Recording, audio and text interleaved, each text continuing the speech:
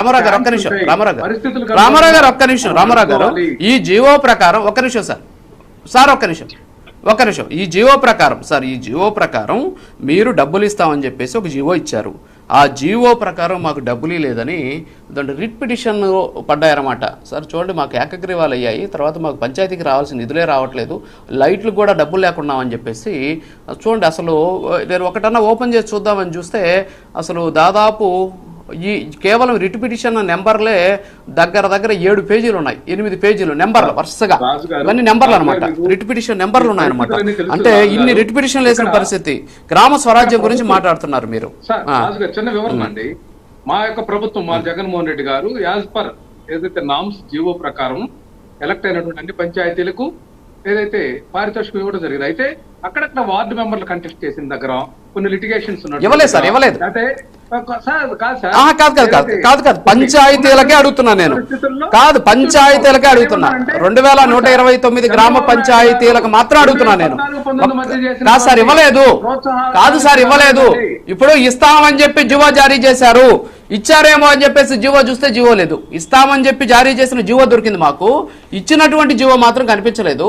Writ petitions ఉన్నాయి, తర్వాత పంచాయతీరాజ్ ఛాంబర్కి సంబంధించినటువంటి వాళ్ళు చేసిన ఆందోళన ఫోటోలు ఉన్నాయి, అన్నీ ఉన్నాయి. ఇక్కడ ఏంటి, అప్పుడేమో ఏకగ్రీవాలు చేసేందుకు పారితోషికాలు ఇస్తామని చెబుతారు, ఎవరు కానీ ఇస్తామని చెబుతారు.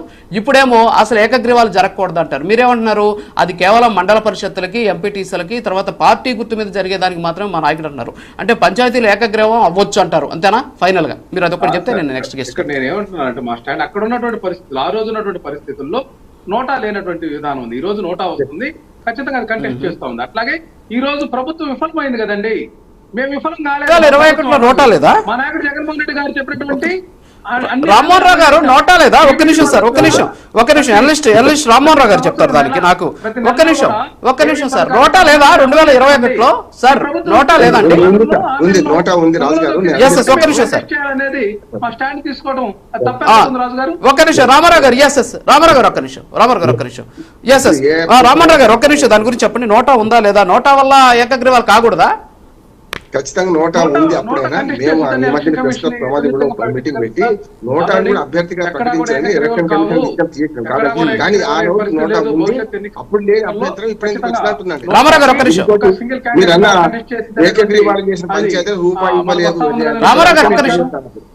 సార్ రాజు గారు, నేను ఎందుకు వేలెత్తానంటే చెప్పాను, నేను ఏకగ్రీవాలు జరిగిన 2000 పంచాయతీలు పైగా ఒక్క రూపాయి కూడా ఇవ్వలేదు. రిట్ పిటిషన్లు పడ్డాయి. నాకు మిత్రులు కూడా చాలా మంది ఉన్నారు, నా అడ్వకేట్లు కూడా చాలా మంది ఉన్నారు. స్పష్టం. ఒకటి రెండోది ఏంటంటే నోటా అనేది ఇప్పుడు సాకు చూపెడుతున్నారు. మరి 2001 కంటే ముందు నుంచి చాలా నుంచి నోటా ఉంది కదా, మరి నోటా 2009 నుంచి వచ్చింది కదా, మరి అప్పటి నుంచి ఎందుకు కాలేదు? మరి ఇంకా